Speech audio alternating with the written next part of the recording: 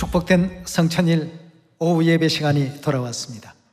여러분과 더불어서 사마리아 땅끝까지 내 정인이 되라는 주제의 말씀을 가지고 하나님 말씀 살펴보는 시간 갖도록 하겠습니다. 예수님께서는 2000년 전 바로 오늘입니다. 성천일 통해서 제자들이 보는 가운데서 감람산에서 성천에 올리우셨습니다. 성천에 올리우시면서 마지막으로 이 지상에 남긴 부탁이 있었습니다.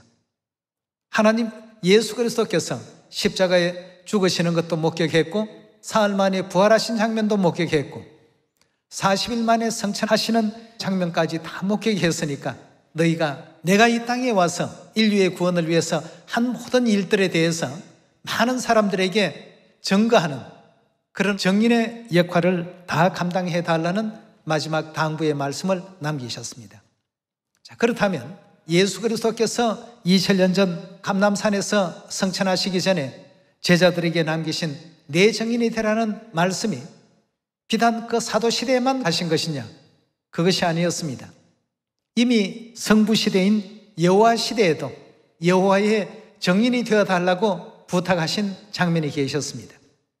그렇다면 우리가 마태복음 28장에 예언된 그 말씀을 통해서 바라보게 될 때 하나님께서는 인류의 그 구원을 위해서 시대를 셋으로 구분해 놓으셨습니다. 성부시대와 성자시대와 성령의 시대. 자, 그렇다면 성부시대도 여호와 하나님께서 너희는 나의 정인이 되라. 성자시대도 너희는 나의 정인이 되라. 마지막 이 성령시대도 나의 정인이 되라. 시대마다 하나님께서 다른 이름을 가지고 이 땅에 등장하셨습니다만 등장하실 때마다 그 구원자의 이름을 증거하는 정인이 되어달라는 이런 당부의 말씀이 계셨습니다.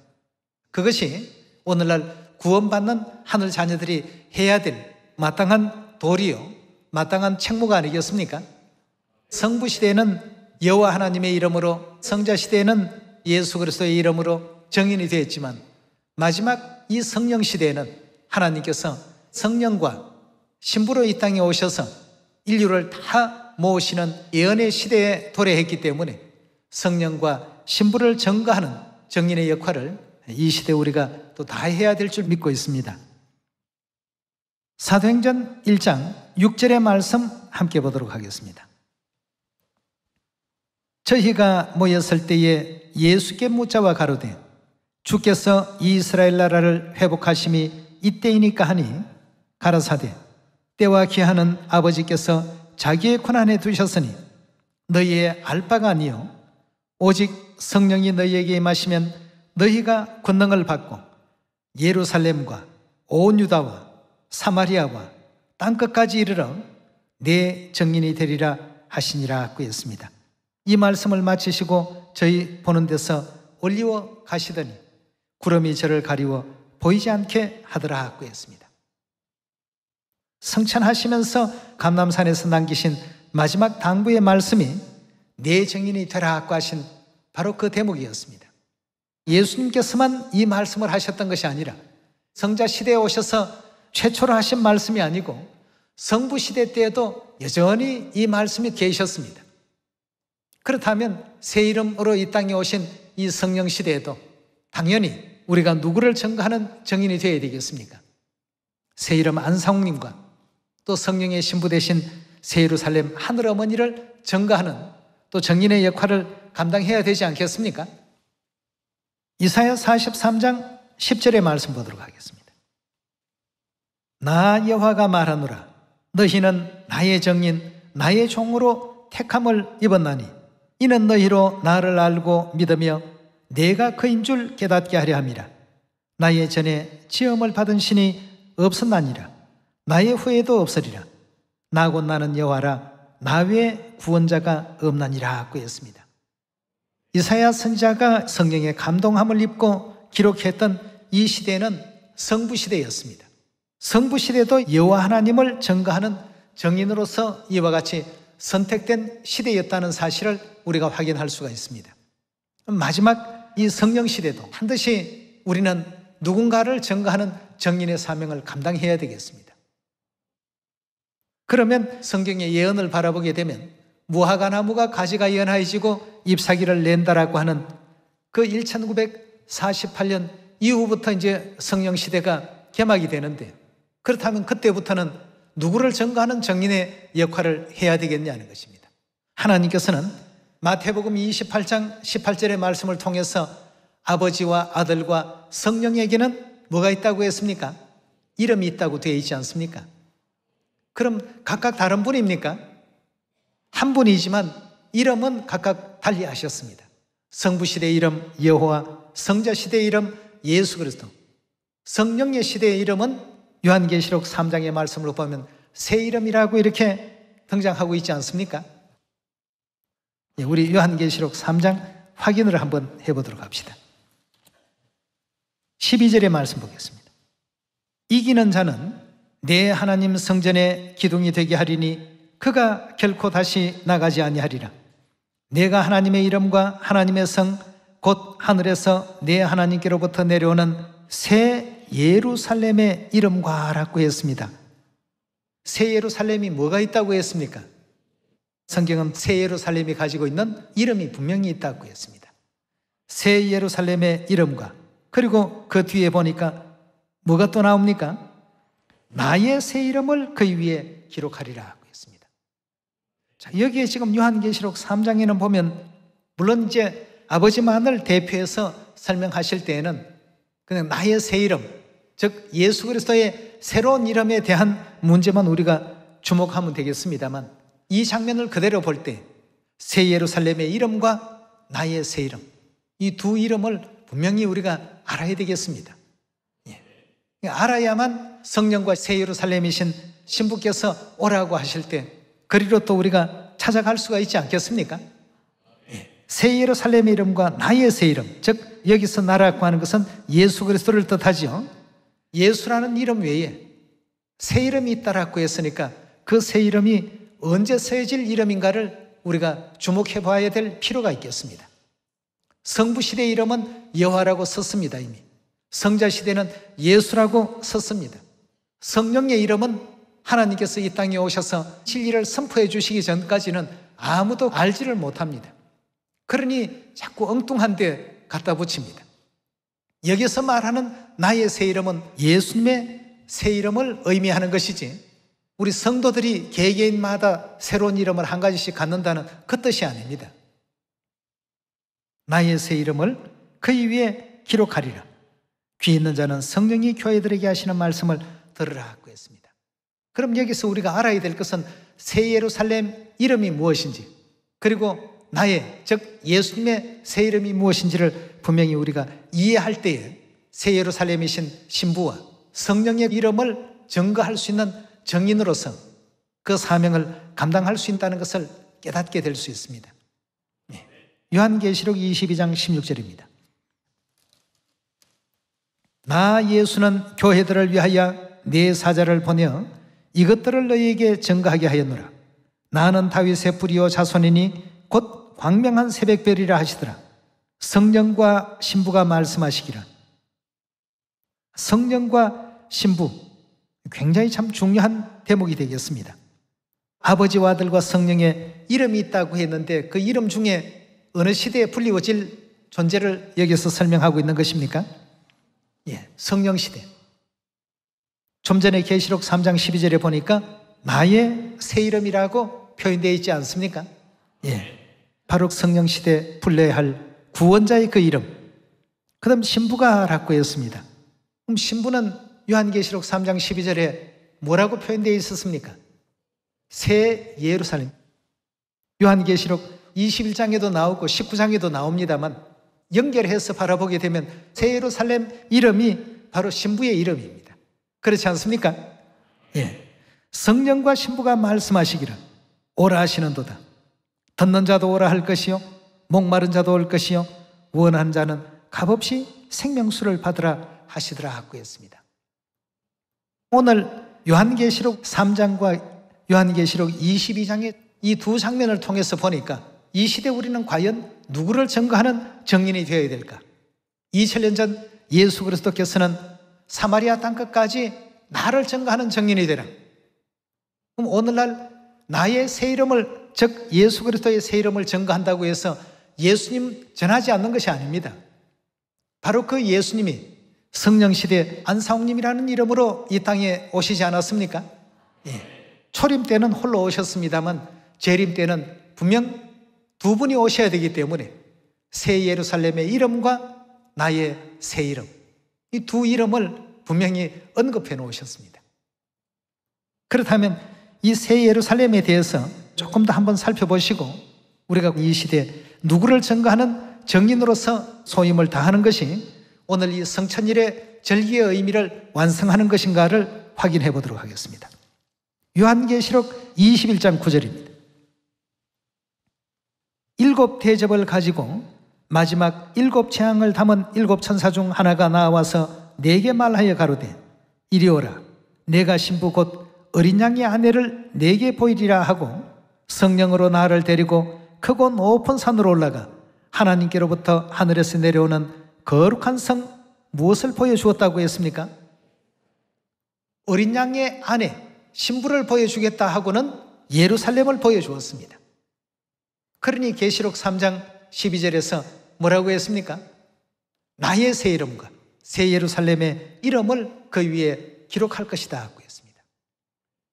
반드시 새 예루살렘은 이름을 가진 존재입니다. 성령이 예수 그리스도의 새로운 이름을 가지고 이 땅에 오시듯이 새 예루살렘도 틀림없이 이름이 있다고 했습니다.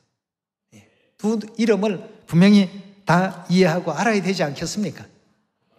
그렇다면 이 시대는 성령과 신부 대신 하늘아버지 하늘어머니께서 반드시 이 땅에 오셔서 인류를 구원하시는 예언을 완성시키는 마지막 성령 시대라는 사실을 우리가 확실히 알고 우리 주위의 많은 사람들에게도 그들이 듣든지 아니 듣든지 다 알려놓을 필요가 있습니다.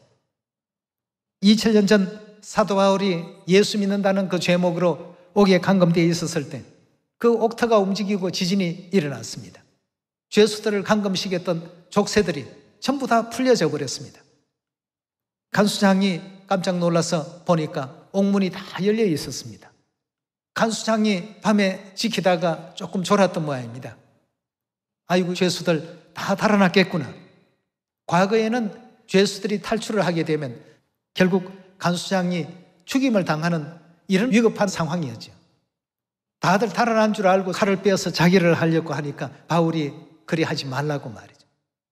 우리가 다 여기 있고 하나도 달아나지 않았다. 아무 걱정도 하지 말라. 결국 하나님 큰 신비의 역사 속에서 이분들은 보통 분들이 아니구나 하는 것을 느낄 수 있었고 내가 어떻게 하면 나도 구원을 받을 수 있겠느냐 말이죠. 예수 이름이 아직 많이 전해지지 않았던 그런 시절이었습니다. 예수님은 그냥 일개 한 목수의 아들, 사람을 믿는 이상한 종교, 사도행전 24장에 나오는 나사렛 이단이라는 악한 별칭이 붙어있던 그런 시절이었습니다. 어떻게 할까라고 간수장이 얘기했을 때 주 예수를 믿으시오. 그러면 그대와 그대의 가정이 다 구원을 받을 것이오. 그 순간에는 성경 펼쳐서 창세기 1장부터 다 이렇게 보여줄 수 있는 상황도 아니었습니다. 바로 예수 그리스도를 영접하고 그 밤에 자기와 그 권속들이 다 침례받고 구원받은 역사가 성경 가운데 기록되어 있는 것을 볼 때 이 시대에 왜 자녀들에게 새 예루살렘의 이름과 나의 새 이름을 주신다라고 이렇게 하셨을까? 사용할 필요가 없으면 여러분 어떻습니까? 이름이 주어질 필요가 없습니다. 누구를 지칭해서 부르고 싶은데 이름이 없다라고 한다면 얼마나 불편합니까?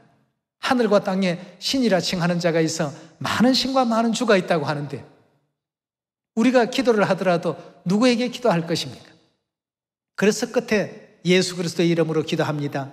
여호와의 이름으로 기도합니다. 또 오늘날 이 성령 시대에는 그리스도 안상홍의 이름으로 기도합니다 하고 이 기도를 받을 구원자에 대해서 그 뒤에 꼭 이름을 넣지를 않습니까? 이 이름이 꼭 필요합니다. 그래서 성경에서는 새 예루살렘의 이름과 나의 새 이름을 그 위에 기록할 것이다 하고 이렇게 알려주셨습니다. 그렇다면 오늘날 이 마지막 성령 시대에 누구를 과연 증거해야 될까? 무화과 나무가 가지가 연해지고 잎사귀를 낸 이후 세대에 있어서는 바로 새 이름의 정인들로서의 소임을 모두가 또 감당해야 될 것입니다. 그래서 요한계시록 21장 9절 다시 한번 보겠습니다. 7 대접을 가지고 마지막 7 재앙을 담은 7 천사 중 하나가 내게 나와서 말하되 이리 오라. 내가 신부 곧 어린 양의 아내를 내게 보이리라 하고 성령으로 나를 데리고 크고 높은 산으로 올라가 하나님께로부터 내려오는 거룩한 성 예루살렘을 보였더라 하고 했습니다. 여기서 신부는 요한계시록 22장 17절에 등장하는 그 신부죠. 신부는 계시록 21장에서 어린 양의 아내라고 되어 있습니다. 그렇다면 성령은 당연히 어린 양이시죠. 어린 양과 어린 양의 아내가 말씀하시기를 하는 이 장면을 22장 17절에서는 성령과 신부가 말씀하시기를 이렇게 표현되어 있습니다. 성령과 신부가 말씀하시기를 오라 하시는도다. 듣는 자도 오라 할 것이요 목마른 자도 올 것이요 원하는 자는 값없이 생명수를 받으라 하시더라 하고 했습니다. 그리고 이와 같은 예언의 말씀을 22장 7절로 우리 잠깐 한번 보도록 하겠습니다. 보라, 내가 속히 오리니 이 책의 예언의 말씀을 지키는 자가 복이 있다 하고 했습니다. 예언의 말씀을 지킨다. 이 무슨 뜻일까요? 하나님께서 장차 우리 인류 인생이 구원을 받고 생명을 얻기 위해서는 누구에게 나아가라고 미리 예언해 놓으셨습니까? 요한계시록을 기록할 이 당시의 사건이 아니라 오늘날 이 시대를 2000년 후를 지금 내다보시고 예언하신 것 아니겠습니까? 그때는 반드시 성령과 신부를 찾아야 되겠고 그 신부는 바로 어린 양의 아내다. 그렇다면 성령은 당연히 어린 양이시단 말이에요. 재림하실 어린 양이시기 때문에 어린 양의 이름과 어린 양의 아내의 이름은 우리가 반드시 알아야 됩니다. 그래서 새 예루살렘의 이름과 나의 새 이름을 그 위에 기록할 것이다. 이렇게 표현해 주지 않았습니까? 자, 그렇다면 예언을 지키기 위해서는 우리는 성령과 신부에 대한 믿음을 가져야 됩니까? 갖지 말아야 됩니까? 다 예언되어 있는 예언의 말씀들입니다. 이 예언의 말씀을 지키려면 당연히 성령도 신부도 믿을 수 있는 믿음을 또 온전히 갖춰야 되지 않겠습니까? 자, 그렇다면 성령과 신부에 대한 예언의 말씀을 지키기 위해서 몇 장면을 더 찾아보도록 합시다. 이사야 62장입니다. 62장 6절입니다. 예루살렘이요. 예루살렘은 좀 전에 보니까 누구였다고요? 어린 양의 아내요? 신부라고 되어 있지 않습니까? 예, 어린 양의 아내이시며 신부이신 예루살렘이요. 내가 너희의 성벽 위에 파수꾼을 세우고 그들로 총일총야에 잠잠치 않게 하였나니라. 너희 여호와로 기억하시게 하는 자들아, 너희는 쉬지 말며 또 여호와께서 예루살렘을 세워 세상에서 뭘 받게 하신다고요? 찬송을 받게 하시기까지 그로 쉬지 못하시게 하라고 했습니다. 그렇다면 예언을 지키는 자가 복이 있다고 했으니까 이 예언을 지키려면 오늘날 예루살렘 성벽 위에 파수꾼으로서의 세움을 받은 우리 하늘 자녀들은 성령과 신부를 증거하는 정인으로서의 역할을 감당해야 되지 않겠습니까? 예. 그래서 예수님께서 2000년 전 성천일날 감람산에서 올리워 가시면서 그 시대에는 성자 시대이니까 예수님을 증거하는 정인이 되라고 하셨는데 결국 그 예수님이 또 한 번 똑같이 이 땅에 오셨으니까 정인이 되려면 이 시대에 등장하시는 누구를 전해야 되겠습니까? 예수님은 예수님인데 이 땅에 또 두 번째 오신 재림 그리스도 안상홍님을 증거해야 되겠고 성경 그대로 우리가 예언을 지키려면 안상홍님과 더불어서 성령의 신부 되신 하늘 어머니를 증거할 수 있는 우리가 되어야 되겠습니다. 예. 그리고 아버지 어머니를 다 알게 될 때 아버지 어머니께 나아올 수 있는 것이죠. 오라고 하실 때 오라고 하신 그 계명을 지킬 수 있는 것 아니겠습니까? 에덴 동산에서는 먹지 말라 하는 계명을 주셨고 2000년 전에는 마가의 다락방에서 유월절 떡과 포도주를 먹고 마시라는 계명을 주셨고 마지막 요한계시록에서는 내게로 오라고 하신 이 계명을 주셨습니다. 이 가르침을 따라서 오늘 이 성천일을 통해서 여러분과 저는 아버지 어머니께로 또 큰 축복 가운데 나올 수 있게 되었고 예언의 말씀을 지키는 위치가 된 것입니다.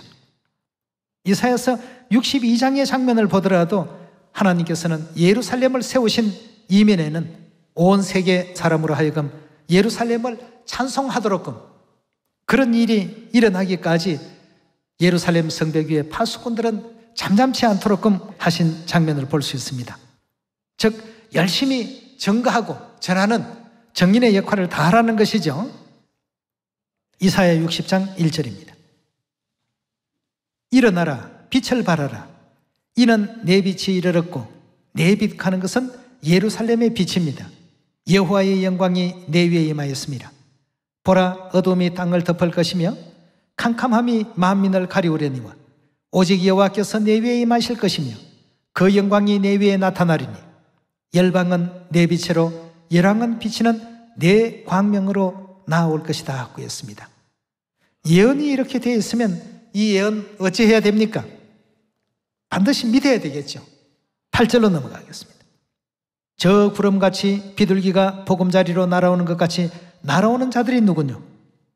곧 섬들이 나를 앙망하고 다시스의 배들이 먼저 이르되 원방에서 내 자손과 그 은검을 아울러 싣고 와서 내 하나님 여호와의 이름에 드리려 하며 이스라엘의 거룩한 자에게 드리려 하는 자들이라.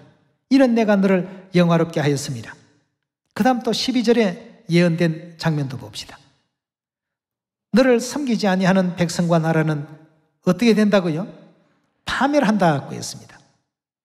예루살렘 하늘 어머니에 대한 진리를 알지 못하고 경외치 못하고 새 예루살렘의 이름이 존재한다는 사실조차도 모르는 이와 같은 무지한 속에서는 결국 너를 섬기지 않는 백성과 나라는 파멸하리니라는 이 율에 들어갈 수밖에 없습니다. 60장 20절입니다. 다시는 내 해가 지지 아니하고 내 달이 물러가지 아니할 것은 여호와가 내 영영한 빛이 되고 내 슬픔의 날이 마칠 것임이라 하고 했습니다.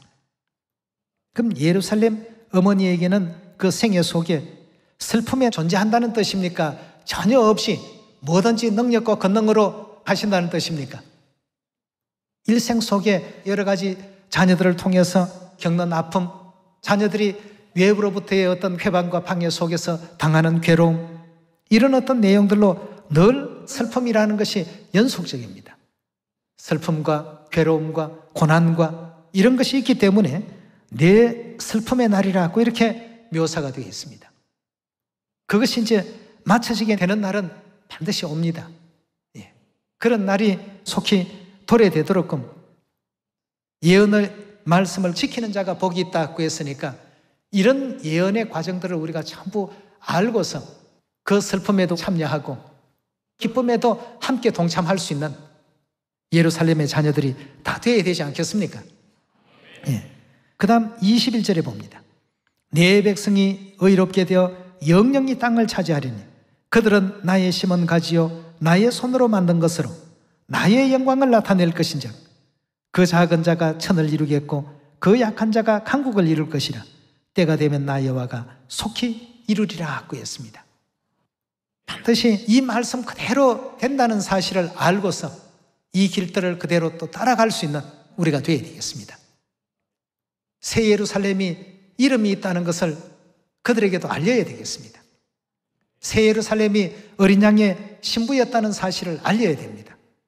위에 있는 예루살렘은 자유자니 우리 어머니라는 사실도 알려줘야 되겠습니다. 이 성천일을 통해서 우리가 정인이 되어야 될 성령과 신부, 아버지 하나님과 어머니 하나님입니다. 우리 주위에 아직까지 하나님을 알지 못하는 불쌍한 영혼들, 유월절 진리도 알려주시고 아버지도 전하시고 어머니도 전하셔서 구원에 동참할 수 있는 길을 더욱 많이 알리시는 하늘 자녀들이 되길 부탁드리겠습니다. 오늘 말씀은 이것으로 마치도록 하겠습니다. 감사합니다.